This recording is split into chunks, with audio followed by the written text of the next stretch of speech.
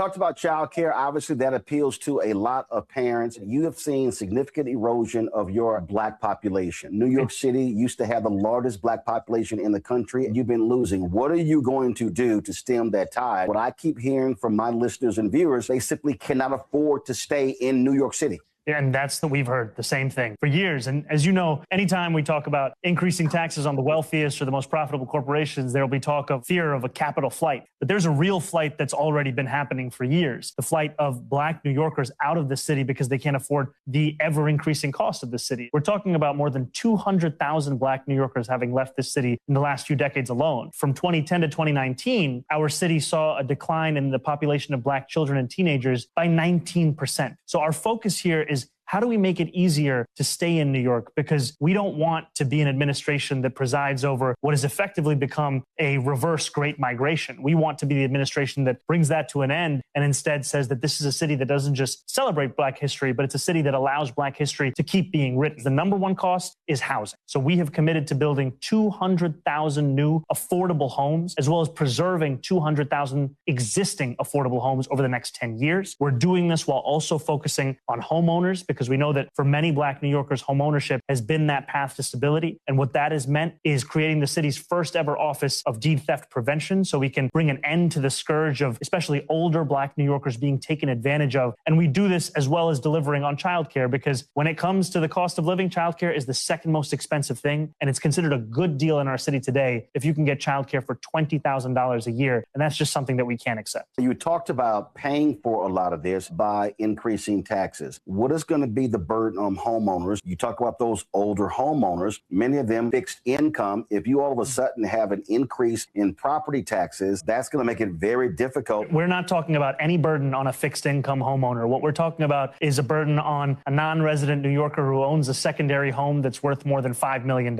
Very few and far between in this city. And yet what we've seen is that a city where, as you said, a homeowner on fixed income is struggling to make ends meet, it's also the wealthiest city in the wealthiest country in the history of the world. And our job is to ensure that that wealth reaches the struggles also that New Yorkers are facing in affording life in this city. That's why we've been focused on increasing taxes only for the wealthiest New Yorkers, the most profitable corporations. And when it comes to those who are struggling in this city, it's how do we deliver for them each and every day? I'll give you one example. When it comes to homeowners, we saw that a Rudy Giuliani policy called the tax lien sale. The city was selling tax liens in Black neighborhoods at 6 times the rate it was selling them in white neighborhoods. And I used to be a foreclosure prevention housing counselor. I would see up close what it meant when that lien was sold. It meant you were on a fast track to foreclosure. One of the first things we did was coming in, we said, look, it's not worth the amount of money this is bringing into the city if it means it's at the expense of home ownership. And so we put a pause on that lien sale for the first 6 months with a study instead to look at, yes, how can we make sure that everyone is paying what they owe the city? But also, how can we make sure it's not happening at the expense of their ability to stay in this city? You called David Dick as a Democratic Socialist mayor? Yes, he identified himself as a Democratic Socialist. He was also our first Black mayor. And in many ways, he was an inspiration, not just for me, but for so many New Yorkers with his vision of what the city could be. And even just recently, I was celebrating Mandela Day, and I was looking back at images, how David Dinkins welcomed Mandela to this city and what it looked like to actually be a mayor with humanity at the core of the agenda. How do you respond to folks who say that, oh my God, these DSA folks are taking over the party, that they're going to destroy the party, and we're not going to be able to win because we're going to get branded as socialists and communists? Democrats have been branded as socialists for longer than I can remember. I remember President Obama being called a socialist almost every single day by Republicans across this country, and it didn't stop him from delivering not just on a first term, but a second term, and things that we still talk about to this day. I believe what's at the heart of this agenda is the struggle of the working person. Working people aren't just struggling in New York City, they're struggling everywhere across the country. And this message is about how can we ensure that when you work every single day, that you come home at the end of the day and you can actually afford to pay those bills, your housing, for your childcare, for your groceries. How do we reduce the distance between those two things? Building more affordable housing, universal childcare, city-run grocery stores, real tangible things. I think that these have the potential to connect with any working person that's struggling anywhere. And I think for those who are concerned about what is this party, my answer would be that, what is the Democratic Party if not its voters? People are hungry for a vision of the Democratic Party that has more to do with the New Deal than with the raw deal that so many Americans have been forced to accept over these last few years.